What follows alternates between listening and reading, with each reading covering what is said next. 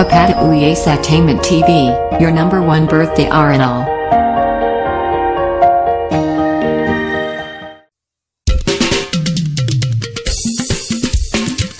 Tanu Emmanuel Adeniyi àkọ́kọ́ ọmọ mo dúpẹ́ Olúwa aya Ṣàánú àti ìyá àtọmọ ẹ ó sọ pọ́ ẹ o.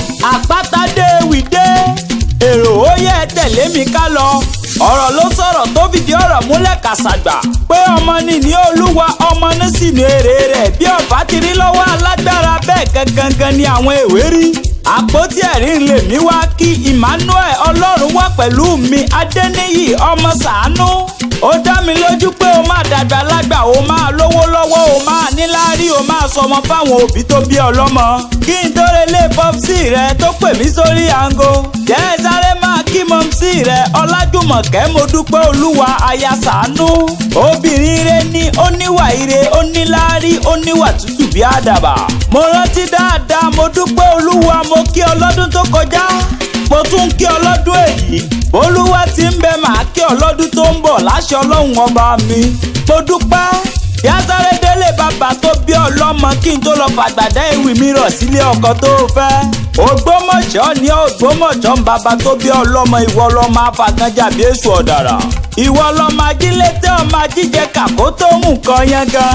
Tógbó oṣù bá di yẹn ògbó àgbàdo adẹ̀kọ́ ògbére á sì dọ̀lẹ̀lẹ̀. Mo dúpẹ́ wàá dàgbà wàá dògbò. Ó yálé ọkọ̀ tó fẹ́ tí ń ṣe lé ọmọ rẹ tí ń sọjọ́ ìbí lónìí. Níjọba ìpínlẹ̀ Èkó kí á Ṣàánú Ìmẹ̀rí lágbolé tí ń nípínlẹ̀ Ògùn. Emmanuel ìwọ lọ́mọ Ìpókì mẹ́kùn ọmọ asúdẹ̀dẹ̀ ọmọ afàtàrí wòran ọmọ ìkà òyàbọ̀rọ̀ ọmọ ìyámọ̀ wẹ̀ tó fi gbogbo ọmọ bí ọba ọmọ nílẹ̀ dé ìfọ̀yìn ọmọ òun lára ẹ ọmọ òun lára mi ọmọ kò sẹ́ni tí ò ní òun lára ọmọ bá ìpolólóló ọmọ bínú wọlé bí àrà. Ṣàánú Emmanuel Ìmẹ̀rí ní Ìmẹ̀rí bàbá tó bí ọlọ́mọ tí ń ṣe Ṣàánú Peter.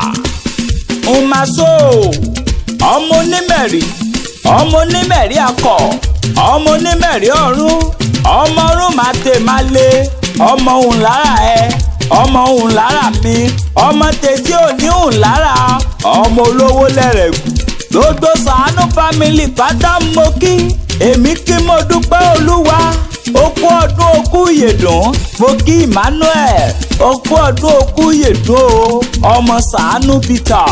Emmanuel kéwékéwé ayé kan ò ní gbé ọ lọ láṣẹ Ọlọ́run ọba orí ẹ jẹ́ kó dàgbà lágbà orí ẹ jẹ́ kó pẹ́ láyé orí ẹ jẹ́ kó sọmọ fáwọn òbí rẹ. Bó ti sọdún èyí wàá ṣèmí sí bólúwa ti ń bẹ tẹ́mi rẹ̀ ń bẹ ẹ kú ọdún ẹ kú ìyèdùn àṣèyí ṣàmọ́dún àṣàmọ́dún ṣẹ̀mí.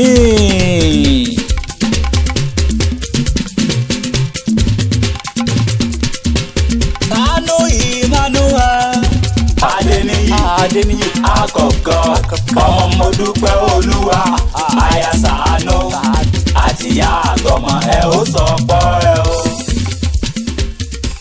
Thank you for watching our video and follow us on Instagram, Twitter and Facebook at Apata Ewi. Please don't forget to subscribe to our YouTube channel for more videos.